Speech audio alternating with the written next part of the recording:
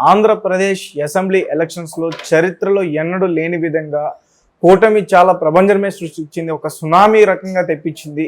So ప్రస్తుతం దాని గురించి మనతో పాటు మాట్లాడడానికి అమరావతి జేఏసీ అధ్యక్షులు బాలకోటయ్య గారు ఉన్నారు. ఆయనతో మాట్లాడదాం. సార్ నమస్తే అండి. నమస్తే తేజ గారు. సో మీరు చెప్పినట్టుగానే నిజానికి ఫ్యాన్ విలవిలా కొట్టుకుంది. ఎందుకంటే 151 సీట్లు ఎక్కడ, ఈరోజు వాళ్ళ సీట్లు చూసుకుంటే ఎక్కడ. వై నాట్ 175 ముందుకెళ్ళిన వారు ఈరోజు విలవిలా కొట్టుకుంటున్నారు. సో దాని గురించి తేజ గారు ధన్యవాదాలు. కౌంటింగ్ ముందే బహుశా 2 రోజుల ముందు అనుకుంటా మీ డిబేట్లోనే చెప్పా.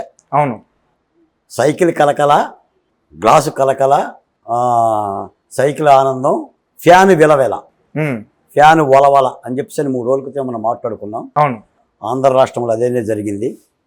చరిత్రలో కనీ విని ఎరగని రీతిలో ధరిత్రి ఎరుగని కావ్యంలాగా ఆంధ్ర రాష్ట్ర ప్రజలు కూటమి పార్టీకి అద్భుతమైన విజయాన్ని చేకూర్చారు. ఒక 2 మాటల్లో చెప్పాలంటే శ్రీకాకుళం చితగొట్టింది, విజయనగరం వెరగొట్టింది, విశాఖ విసిరేసింది, తూర్పుగోదావరి తరిమేసింది, పశ్చిమ గోదావరి పాతరేసింది, కృష్ణా కాల్చేసింది, గుంటూరు కారం కొట్టింది, ఒంగోలు ఓడగొట్టింది, నెల్లూరు నేల కూల్చింది, చిత్తూరు చీకొట్టింది, కడప కాల్చేసింది, కర్నూలు ఖతం చేసింది, అనంతపురం అంతం చేసింది. ప్రజాస్వామ్యంలో ఒక తల రావణుడికి ఎలాంటి శిక్ష పడుతుందో నాకు తెలియదు, కానీ 10 తలల రావణాసురుడి పరిపాలనకే ప్రజలు ఎలాగనే శిక్షిస్తారు. మీరు సునామీ అనే మాట వింటారు కదా, ఓచకోత అనే మాట విన్నారా? విన్నాను సార్. ఆంధ్రప్రదేశ్లో జరిగింది ఓటర్ల ఓచకోత. 151 మంది బలం కలిగిన జగన్మోహన్ రెడ్డి గారికి 11-12 స్థానాలతో సత్కరించారు. ముఖ్యమంత్రి గారు కూడా కన్నీరే తక్కువ పెట్టుకున్నాడు ఆయన ఆల్రెడీ. ఎందుకంటే సాక్షాత్ అసెంబ్లీలో భువనేశ్వరి దేవిని తోలనాడినప్పుడు చంద్రబాబు నాయుడు గారి కంట ఏ కన్నీరైతే చూశామో అంతకు మించిన కంట నిన్న జగన్మోహన్ రెడ్డి గారు ఏం జరిగిందో నాకు తెలియదు, అసలు ఏం జరిగింది అని అడుగుతున్నాడు. ఆయన అన్నీ అట్నే అడిగాడు.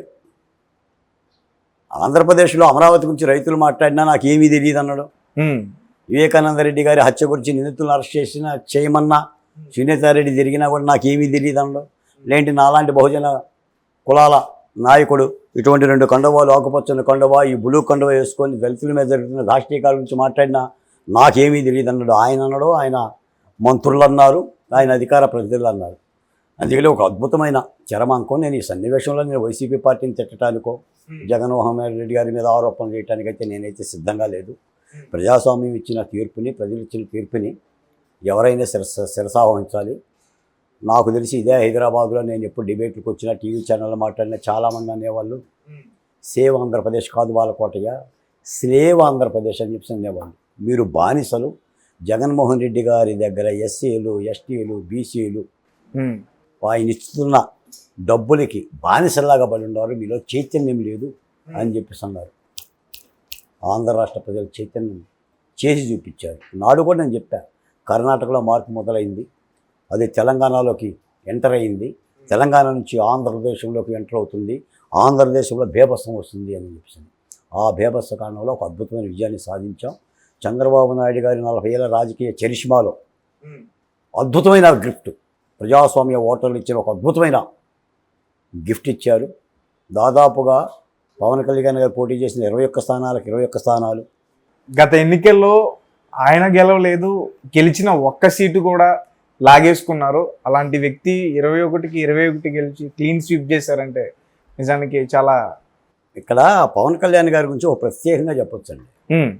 ఆయన మీద జరిగిన వ్యక్తిత్వ హననం అంతా ఇంత కాదు. అంబటి రాంబాబు గారు కానీ, పేర్ని నాని గారు కానీ, రోజా గారు ముఖ్యంగా ఎంత దారుణమైన దుష్పాషలు ఆడారంటే ఆయన 3 పిల్లల గురించి లేదా 6 పిల్లల గురించి, ఆయన పాలకొల్లు భీమవరంలో ఓడిపోయిన దాని గురించి దుర్మార్గమైన నీచాతి నీచం. ఆఖరికి నాకు తెలిసి జగన్మోహన్ రెడ్డి గారు ఏనాడు పవన్ కళ్యాణ్ పేరు పెట్టి పిలవలేదు. అవును, పిలవలే. పెయిడ్ ఆర్టిస్టు, దత్తపుత్రుడు, 3 పిల్లల పురుషుడు, ఇలాంటి పేర్లే పెట్టారు. పిల్లలు కూడా చెప్పాడు ఇన్ని మాటలు. దానికి ప్రతీకారంగా పవన్ కళ్యాణ్ ఒకే మాట అన్నాడు, వామనుడు బలిచక్రవర్తిని పాతాళానికి దొక్కినట్టుగా జగన్ రెడ్డి తొక్కేస్తా అన్నాడు. తొక్కేశాడు. అదా పాతాళాన్ని తొక్కేస్తా అన్నాడు. బహుశా పాతాళానికి కంచులు కూడా పోయి ఉంటాడు. అది నిన్న జగన్మోహన్ రెడ్డి గారి మోములోనే కనిపించింది. దాదాపుగా కన్నీళ్ళే పెట్టలేదు, కానీ కన్నీళ్ళు పెట్టినంత పర్యవసానం అయ్యింది. ఎందుకంటే మేము ప్రజాస్వామ్యాన్ని నమ్ముకున్న వ్యక్తులం కాబట్టి ప్రజాస్వామ్యంలో తీర్పులు ఎలాగనే ఉంటాయి.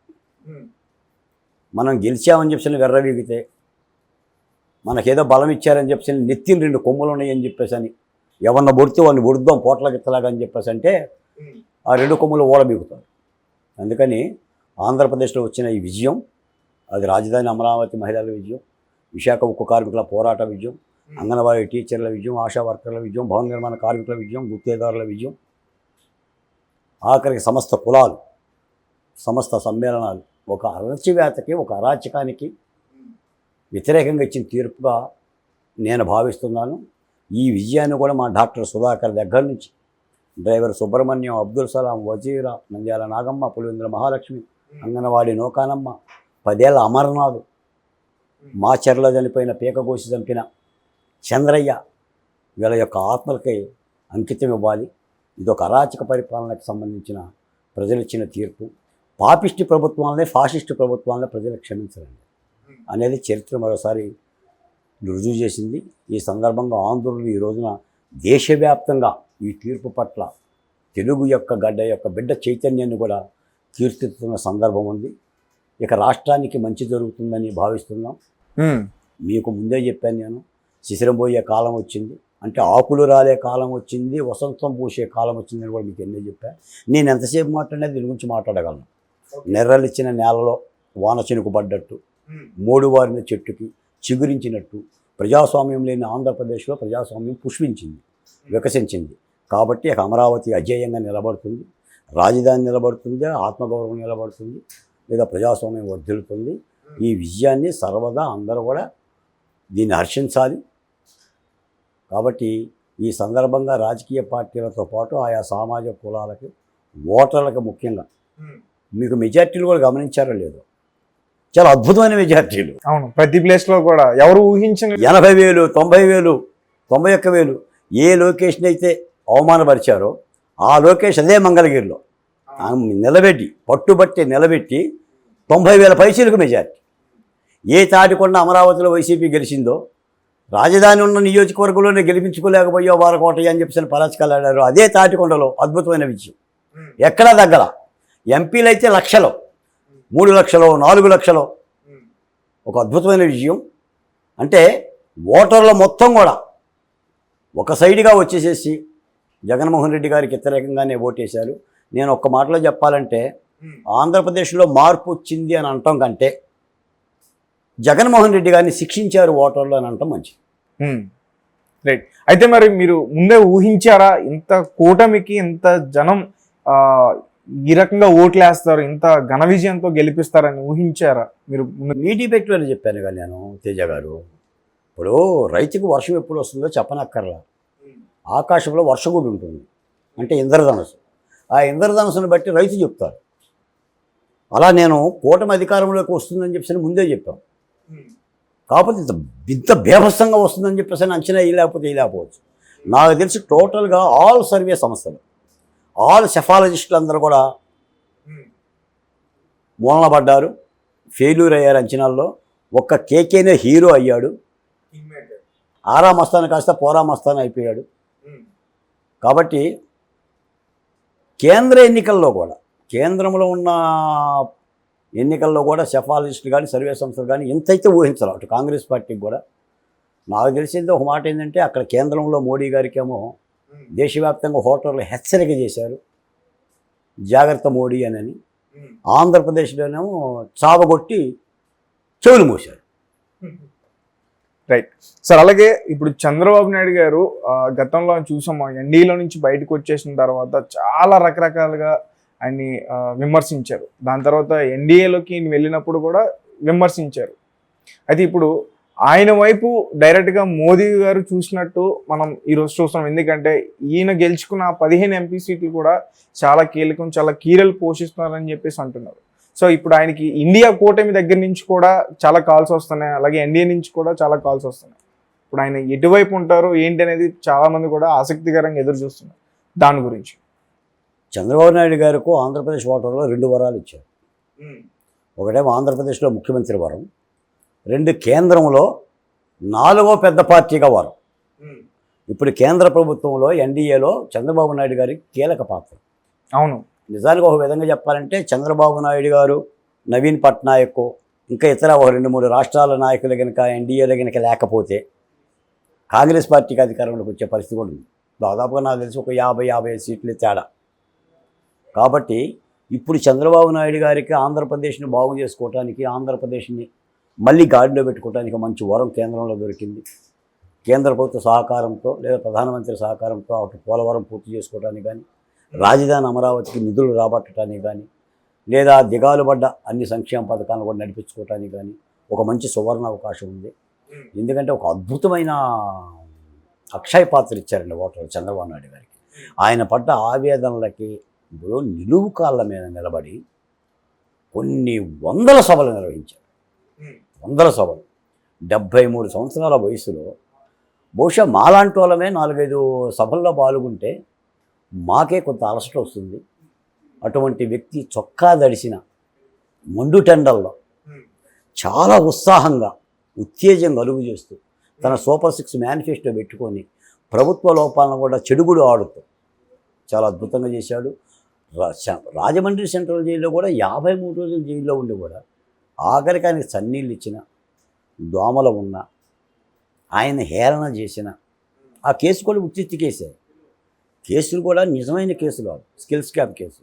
అలాంటి అణచివేత చూసినా కూడా చెక్కు చెదరకోకుండా చేసిన, అంటే ఒక సంక్షోభం నుంచి పుట్టిన, సాధారణంగా నాకు తెలిసి ఆయన యొక్క అనుభవాన్ని చూసుకుంటే చంద్రబాబు నాయుడు గారు ఎప్పుడు కూడా సంక్షోభం నుంచే యుద్ధాన్ని పూర్తి చేస్తారు. కాబట్టి ఒక అద్భుతమైన విషయం. ఇక జరగాల్సింది ఏంటంటే ఇప్పుడు యుద్ధం ముగిసింది, కౌరవులు వధయ్యారు, ఓడిపోయారు, పాండవులు హస్తినాపురానికి వచ్చారు. ఇక హస్తినాపురాన్ని ఎలా బాగు చేసుకోవాలనేది చూడాలి. సీతమ్మ కష్టాలు దొరికినాయి, సీతమ్మ చెర వీడింది, రామరావణ యుద్ధం ముగిసింది, లంకలో ఉన్న సమస్త రాక్షసమూహ సంహరించబడింది, రాముడు అయోధ్యకు వచ్చాడు. ఇక అయోధ్యను ఎలా బాగు చేసుకోవాలో చూడాలి. అలాగనే మేము కోరుకుంటుంది అమరావతి బహుజన చేసిన ఉద్యమకారులుగా కూటమి పార్టీలు, ముఖ్యంగా పవన్ కళ్యాణ్ గారు, చంద్రబాబు నాయుడు గారు, లోకేష్ గారు ఆంధ్ర రాష్ట్ర ప్రజలు ఇచ్చిన ఈ అపూర్వమైన తీర్పుకి ఎలాంటి గౌరవం ఇవ్వాలి, ఎలాంటి పరిపాలనా పగ్గాలను చేపట్టాలి, సామాజిక న్యాయ సమతుల్యత, ఖచ్చితమైన సామాజిక న్యాయాన్ని ఎలా పాటించాలనేది